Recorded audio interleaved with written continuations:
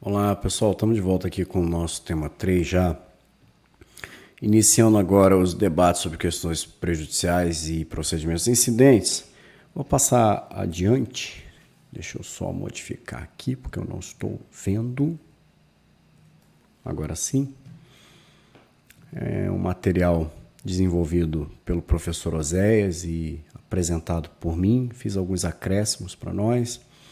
Quando eu apresentei o tema 1, me fugiu a expressão latina que designa o conteúdo do artigo 563 do CPP, né? É o pars de nullité sangrific, que na sua tradução é propriamente o que dizíamos no conteúdo. Não há nulidade sem prejuízo.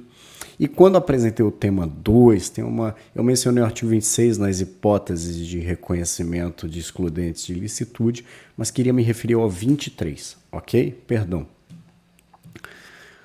As questões prejudiciais dispostas ali no CPP, artigo 92 a 94. Então, uma primeira noção em relação à origem etimológica da palavra, aliás, em relação à semântica da palavra. Vocês que fizeram vestibular recente, ou melhor, Enem, né? Estou denunciando idade já. Vestibular é do meu tempo. O naquele processo lá que a gente recorda a língua portuguesa, né? De processo de formação de palavras, é um prefixo latino que significa anterioridade, né? Iudices é julgamento. Então, o pré-iudices, então pré-judicial, é aquela questão que deve ser analisada antes do julgamento, né? Agora, vamos estabelecer o que costuma causar alguma confusãozinha, que é algumas diferenças em relação ao que são questões prejudiciais e o que são questões preliminares. Não deve restar dúvida, porque nem é tão complexo assim. Eu diria até que é mais fácil reconhecer a preliminar. Ela é mais chapada, né? A questão prejudicial é aquela questão que diz respeito ao mérito, né? Eu tenho um debate já em relação ao mérito daquela causa, em relação àquela ação penal. Então, ela tem um debate em relação à própria conduta do indivíduo. Eu estou debatendo conduta, eu estou debatendo direito material. A questão preliminar é uma questão de direito processual. E sendo de direito processual e podendo afetar mesmo as condições de ação e pressupostos do processo, produzindo inclusive a sua extinção, impede o julgamento de mérito. E, aliás, a questão preliminar ela é tão relevante em relação ao aspecto da economia processual e de celeridade, por que não dizer que o legislador, em alguns casos, em relação à apuração de algumas infrações penais, previu um rito próprio de manifestação para as questões preliminares, né? Isso aparece, por exemplo, ali nos crimes funcionais cometidos por funcionário público no exercício das suas funções. Esse está dentro do próprio CPP. Mas também aparece, por exemplo, na lei de drogas, né? Em relação aos ilícitos penais lá da lei de drogas, momentos específicos dentro do próprio rito processual para que a parte manifeste essas questões preliminares. Porque normalmente, via de regra, nós o faremos, que eventualmente atuando em defesa criminal, nós o faremos como primeiro momento e sob pena de operar preclusão, naquela primeira oportunidade de manifestação que, via de regra, no rito comum ordinário, será na resposta à acusação, no 396, 396A. Em relação à classificação, né, podemos ter questões prejudiciais homogêneas ou questões prejudiciais heterogêneas. A questão prejudicial homogênea diz respeito àquela miscigenação de aspectos penais com aspectos penais. Eu tenho tanto na questão anterior, que está impactando a apuração atual, do processo atual, da ação atual, do curso da ação atual, é de matéria penal, como a própria ação penal, como se diz, é de matéria penal. Então, um exemplo para isso ficar claro para a gente, eu vou modificar a tela aqui. Então, vejamos aqui o que fala a Lei 9.613, no seu artigo 2º, parágrafo 1º. O caput do 2º, processo de julgamento dos crimes previstos nessa lei. E ele menciona no parágrafo 1º, a denúncia será instruída com indícios suficientes da existência da infração penal antecedente, ou seja, conteúdo de direito material, sendo puníveis. E aí ele continua. O fato é que a denúncia deve estar instruída com indícios suficientes da existência da infração penal antecedente. Aliás, sob pena, aqui está separado 92 do CPP, eu vou até estender um pouquinho o diálogo com vocês, aqui no 41, quando ele trata dos requisitos da inicial acusatória, olha o que o CPP menciona: a denúncia ou queixa conterá a exposição do fato criminoso com todas as suas circunstâncias. Então, por óbvio, tanto por força do 41 quanto do artigo 2º, parágrafo 1º da Lei 9.613, deve haver uma exposição de direito material em relação ao crime antecedente no crime de lavagem de capitais, sob pena de inépcia daquela inicial. Vou retornar aqui. Agora, a questão prejudicial heterogênea, eu não tenho uma discussão de direito penal na matéria da ação atual. Com o penal, eu tenho aquela matéria penal que está dependendo de uma resolução de matéria civil. Por exemplo, quando eu tenho uma discussão do delito de abandono material imputado ao genitor, né, aquele crime que o indivíduo nem sequer registra o filho e o abandona em alguma instituição, enfim, né? É preciso resolver-se no juízo civil a paternidade. Nesse caso, eu não tenho penal mais penal, eu tenho penal e um condicionamento que deve ser resolvido no juízo civil. Ou seja, a questão homogênea, se eu não me engano, a designação de comum imperfeito ela é dada pelo Guilherme de Souza Nucci. Homogênea, ela é de natureza penal, né? Eu tenho, por exemplo, uma ação penal que apura o crime de calúnia e o indivíduo, o réu, opôs uma exceção da verdade. Ele falou, olha, eu posso provar aquilo que eu falei. Não é constitutivo de calúnia porque eu estou opondo uma exceção da verdade. Né? Na receptação do 180, não se provou que aquele objeto, que aquela réis, é produto de crime, como é o requisito típico do 180, né? Agora, quando eu tenho uma questão heterogênea, eu tenho uma questão de natureza extrapenal, que não diz respeito ao juízo criminal, né? Razão porque não pode ele decidir sobre aquela questão, né? Por exemplo, questões de direito real imobiliário, né? Que esteja impactando uma apuração, por exemplo, do crime do esbulho possessório, né?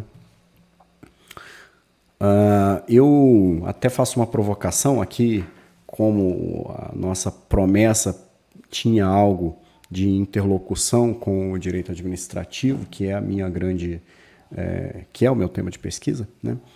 Se nós formos analisar, eu vou retirar dessa tela aqui para nós fazermos a leitura do dispositivo do 92 e do 93 do CPP, aqui CP tem um 92.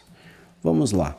Olha aqui o que fala o nosso Código de Processo Penal no 92, aqui quando ele vincula, quando há um dever de suspensão e de aguardo da decisão civil sobre a matéria. No 92, se a decisão sobre a existência da infração depender da solução de controvérsia, que o juiz repute séria e fundada sobre o estado civil das pessoas, necessariamente sobre o estado civil das pessoas, o curso da ação penal ficará suspenso até que no juízo civil, não no juízo penal, seja a controvérsia dirimida por sentença passada em julgado, sem prejuízo, entretanto, da inquirição das testemunhas e aquelas providências urgentes sob pena de não se poder produzir essas provas em outro momento. Aqui eu tenho ato obrigatório para o juízo. Agora, no 93, eu tenho facultativo. Vou fazer a leitura adiante, a gente vai analisá-los um pouquinho mais, tá? Se o reconhecimento da existência da infração penal depender de decisão sobre a questão diversa da prevista no anterior, ou seja, não diz respeito ao estado civil das pessoas, né?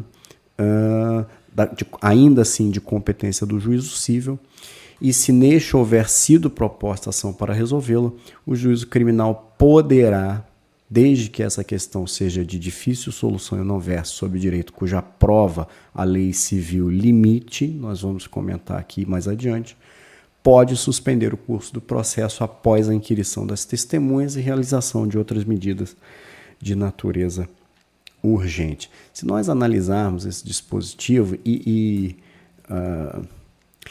isso também está presente ali no 65 a 67 do CPP, né, nas questões de vinculação das decisões do juízo criminal às matérias cíveis, às ações cíveis, né?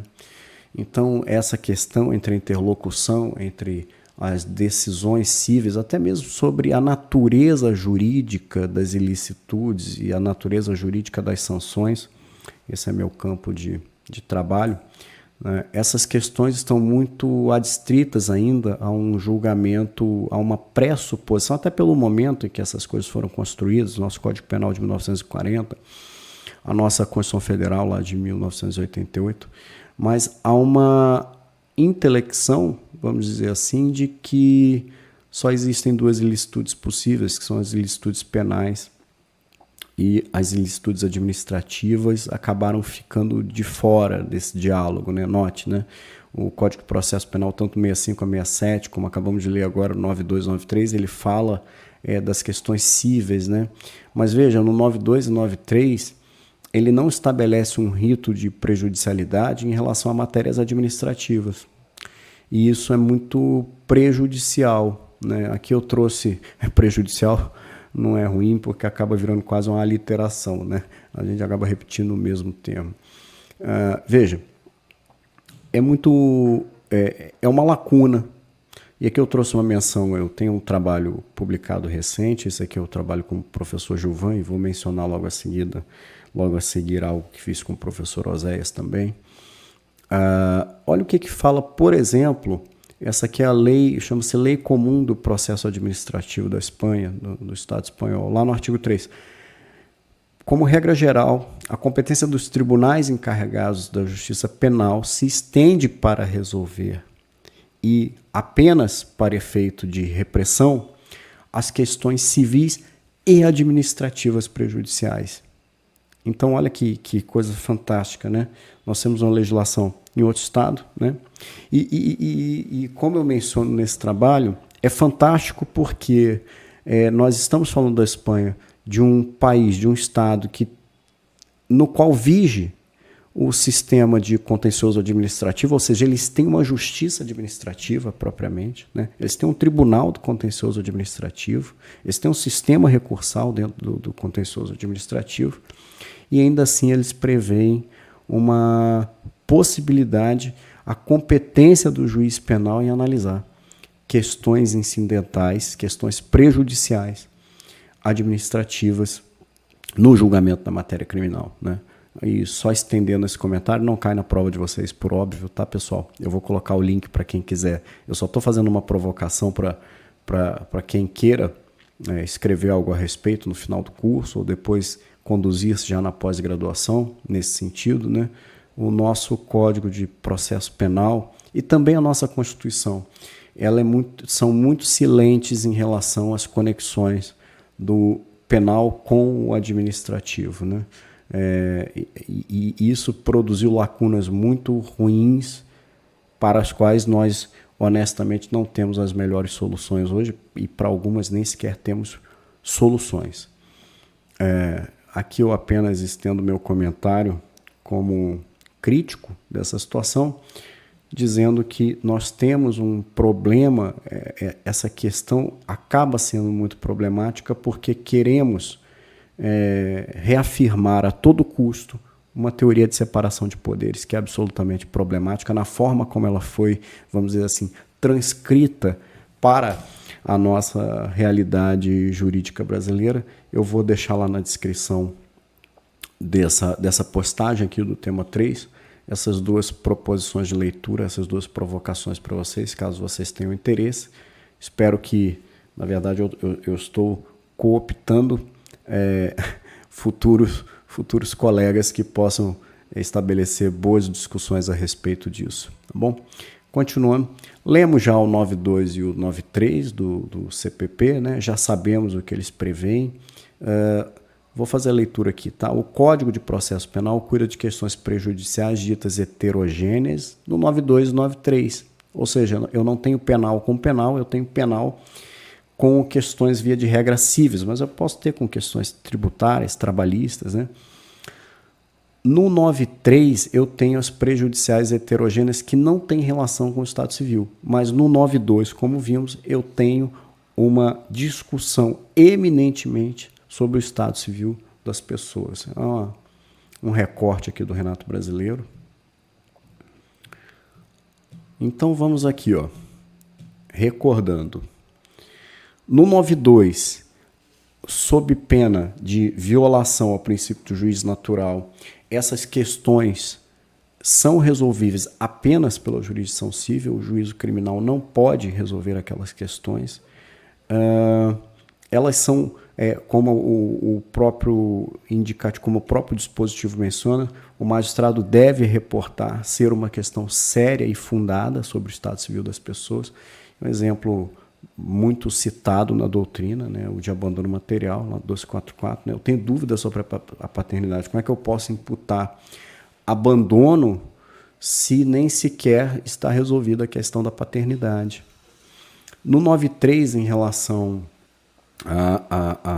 às possibilidades facultativas, né, quando é facultado ao magistrado, por exemplo, eu tenho discussões nos crimes patrimoniais sobre os direitos reais e sobre mesmo a titularidade daquela propriedade. Já mencionamos que não pode, isso seria a extensão a competência do juízo criminal em relação àquelas matérias sobre o estado civil das pessoas seria uma grave violação ao juízo natural. Agora, aqui uma síntese rapidinha, então, né, do que expusemos até agora. Nós podemos ter questões prejudiciais que podem ser heterogêneas ou homogêneas. Em relação àquela heterogênea, eu posso ter questões heterogêneas obrigatórias, quando diz respeito ao Estado Civil, ou eu posso ter questões heterogêneas facultativas. Nesse caso da facultativa, que está disposto no 93, o juiz não deve suspender, ele pode suspender. Tá? Aqui um comentário do Auri: a decisão sobre o Estado Civil incumbe com exclusividade ao juízo cível. Vamos adiante. Ou seja, um resumo esquemático aqui para a gente. A questão tem que ter influência sobre a ação penal, por óbvio. A questão deve ser passível de apreciação pelo juízo cível, né? Deve ser de competência do juízo cível, aquela questão de prejudicialidade facultativa. Deve versar sobre matéria diversa do Estado Civil, porque se for sobre o Estado Civil, incide no 92, e aí é matéria obrigatória para o juiz criminal, não é mais facultativo. A ação civil que tem por objeto a questão prejudicial já deve estar em curso, não pode ser o indivíduo transformado em réu e depois de transformado em réu ele vir a formar essa relação jurídico-processual, né? Protocolou lá, diferentemente do processo penal, o protocolo inaugura a relação jurídico-processual. Aqui o recebimento da denúncia ou queixa.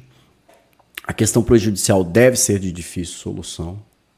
E a questão não pode versar, aqui uma anotação importante, já tem até uma sugestão aqui de leitura, a questão não pode versar sobre o direito cuja prova a lei civil limite. Isso consta do próprio dispositivo do artigo 93. E aqui nós mencionamos o artigo 228 do Código Civil, porque o Código Civil ele limita a produção de prova testemunhal a alguns personagens, né? O cônjuge, ascendente, descendente.